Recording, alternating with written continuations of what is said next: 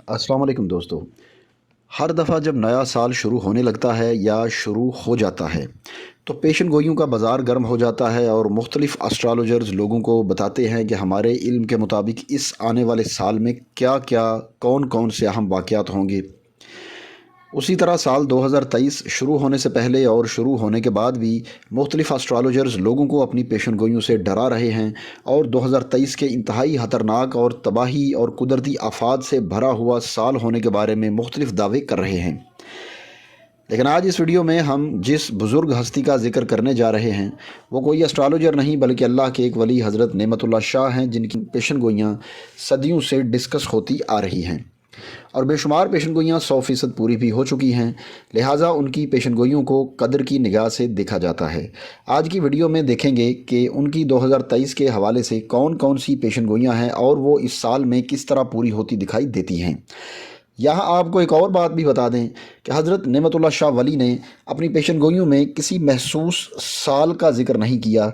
YouTube पे जितनी भी वीडियोस हैं वो बता रही हैं कि 2023 में और 2022 या 2024 में हज़रत नेमतुल्लाह शाह वली की पेशन गोइयों में फ़लाँ बात बताई गई है, तो वो सिर्फ़ अंदाज़े से है। उनकी पेशन गोइयों में सिर्फ़ वाक़यात की तरतीब दी गई है, किसी साल का ज़िक्र नहीं किया गया।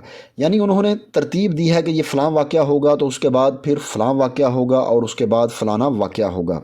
लिहाजा ये जो यूट्यूबर्स आपको साल के हवाले से पेशन गोइयाँ बताते हैं वो गलत हैं, उसमें कोई हकीकत नहीं। सिर्फ़ उनकी पेशन गोइयों की एक तरतीब दी गई है। लिहाजा पेशन गोइयों को तरतीब के लिहाज से हम समझेंगे और देखेंगे इस वक्त की तरतीब के लिहाज से मौजूदा वक्त में उनकी कौन कौन सी पेशन गोइयाँ पूरी होती नज़र आती हैं और कौन सी पूरी हो चुकी हैं।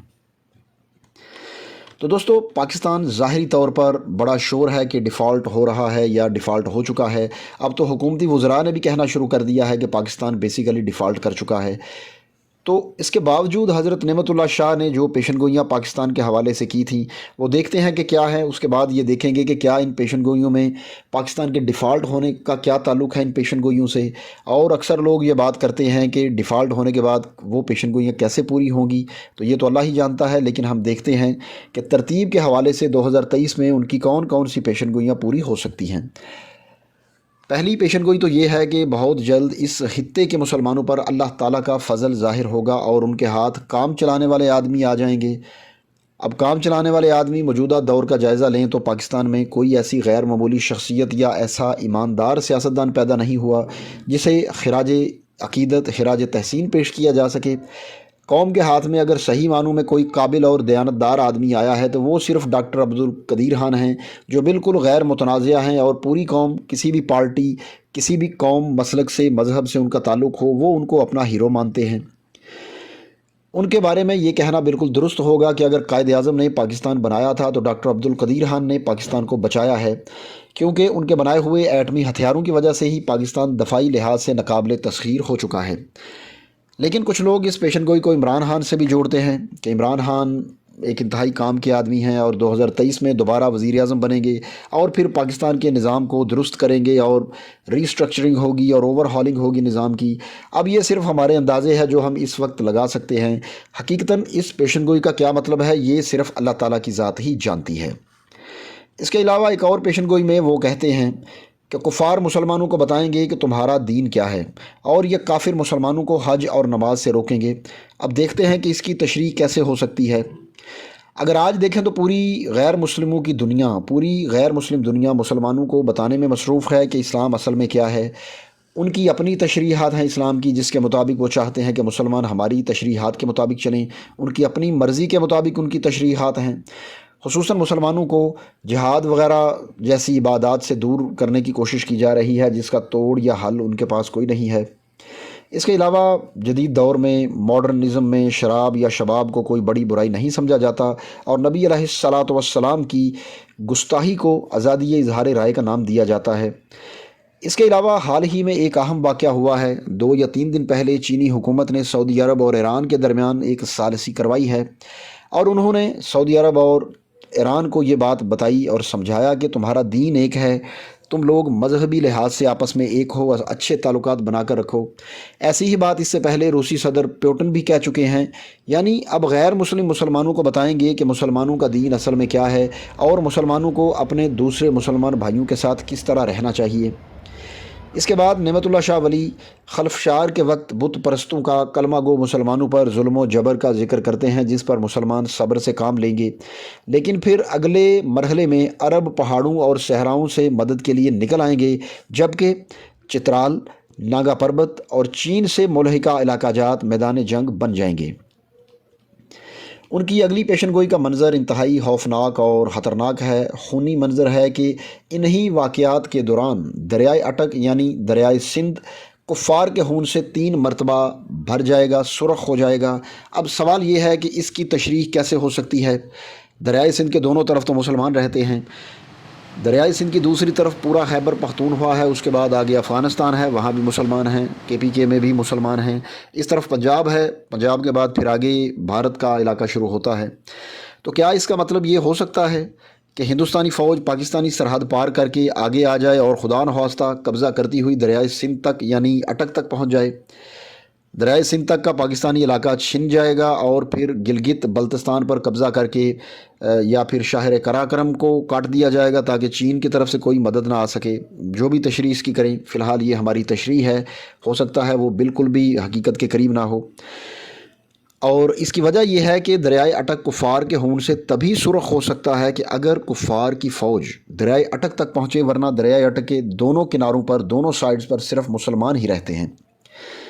اس کے علاوہ نعمت اللہ شاہ ولی ایک اور پیشن گوئی میں فرماتے ہیں کہ تم دیکھو گے کہ جب دنیا میں ہر طرف جنگ ہوگی تو دنیا پر ہر حوالے سے عیسائیوں کی حکومت ہوگی، اور وہ اپنی ہوشیاری سے، مکاری سے مسلمانوں کو تباہ و برباد کرنے کے طریقے تلاش کرتے رہیں گے۔ عیسائی شدت پسند ہر طرف سے حملہ آور ہوں گے اور مختلف مسلمان ممالک پر ہیلے بہانوں سے قبضہ کرنا شروع کر دیں گے۔ دنیا سے خیر ختم ہو جائے گی اور دنیا میں ایک نظام تشکیل پائے گا جو سازش اور دھوکے پر مبنی ہوگا۔ اب اس پیشن گوئی پر غور کیا جائے تو دنیا میں سازش اور دھوکے کا نظام کون سا ہے؟ ہو سکتا ہے کہ ان کا اشارہ نیو ورلڈ آرڈر کی طرف ہو، جو کافی اشروں سے دنیا پر نافذ ہو چکا ہے۔ خصوصاً 1990 کے بعد سوویت یونین کا خاتمہ ہو گیا تو نیو ورلڈ آرڈر نے مسلمانوں پر زمین تنگ کر دی، کبھی افغانستان، کبھی عراق، کبھی شام، کبھی لیبیا، کبھی یمن، کبھی کوئی اور ملک، وہاں پر مسلمانوں پر زمین تنگ کر دی گئی، اور بعض مسلمان سکالرز اس نیو ورلڈ آرڈر کو جیو ورلڈ آرڈر یعنی یہودیوں کا ورلڈ آرڈر بھی قرار دیتے ہیں، جن میں ڈاکٹر اسرار احمد سر فہرست ہیں۔ تو ظاہری طور پر تو یہ نظام دنیا میں اقتصادی صورتحال سے تعلق رکھتا ہے، لیکن اس نظام کو ایک مکمل ضابطہ حیات کے طور پر مسلط کیا گیا ہے، جبکہ اخلاقیات اور دینی اعتبار سے اس کے راستے میں واحد رکاوٹ جو ہے وہ صرف اسلام تھا۔ لہٰذا اسلام کی ایسی تعلیمات کو یکسر تبدیل کرنے پر زور دیا گیا جو اس نئے عالمی نظام کے راستے میں رکاوٹ بن سکیں۔ اس کام کی خاطر لوگوں کو طرز زندگی مکمل طور پر بدلنے پر مجبور کیا گیا۔ نئے طرز زندگی میں اس نئے سانچے میں ڈھالنا عالمی اداروں کا ٹارگٹ تھا، لہٰذا آپ دیکھ سکتے ہیں کہ معاشرے کے نظام کو تبدیل کرنے کے لیے ہر شعبے میں محنت کی گئی ہے۔ لوگوں کا لباس، کھانا پینا، سونا جاگنا، طرز رہائش، ذاتی زندگی، کاروبار کے طور طریقے، یہ سب کچھ تبدیل کر کے لوگوں کو اس طرح نئے مذہب میں داخل کرایا گیا ہے۔ یعنی آج کے دور کا نیا مذہب کیا ہے؟ لبرلزم، اور نیو ورلڈ آرڈر جو ہے وہ لبرلزم کا علم بردار ہے۔ تو اس طرح لوگوں کو ایک نئے مذہب میں داخل کیا گیا، موجودہ طرز زندگی کو نیا مذہب قرار دیا گیا ہے۔ اس نئے مذہب کا واضح طور پر خاکہ ڈاکٹر جان کولیمن نے اپنی کتاب کانسپائریٹرز ہرارکی دی کمیٹی آف 300 میں کھینچا ہے، جس میں وہ لکھتے ہیں کہ ایک عالمی حکومت اور ایک ایسا نظام جس کو ایک عالمی حکومت کنٹرول کر رہی ہوگی، وہ مستقل اور موروثی صرف چند غیر منتخب افراد کی حکومت ہوگی، جسے چند افراد قرون وسطیٰ کے سرداری نظام کی شکل میں خود مل کر منتخب کریں گے۔ اس عالمی نظام میں دنیا کی آبادی محدود سی رہ جائے گی، فی خاندان بچوں کی تعداد پر پابندی ہوگی، جنگوں اور قید و بند کی سزاؤں کے ذریعے آبادی کو کنٹرول کیا جائے گا، یہاں تک کہ دنیا کی آبادی صرف 1 ارب رہ جائے گی۔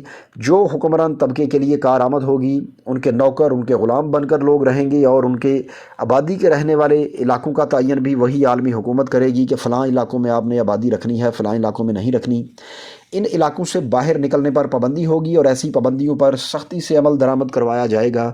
کوئی مڈل کلاس نہیں ہوگی، صرف حاکم اور محکوم کا تعلق ہوگا۔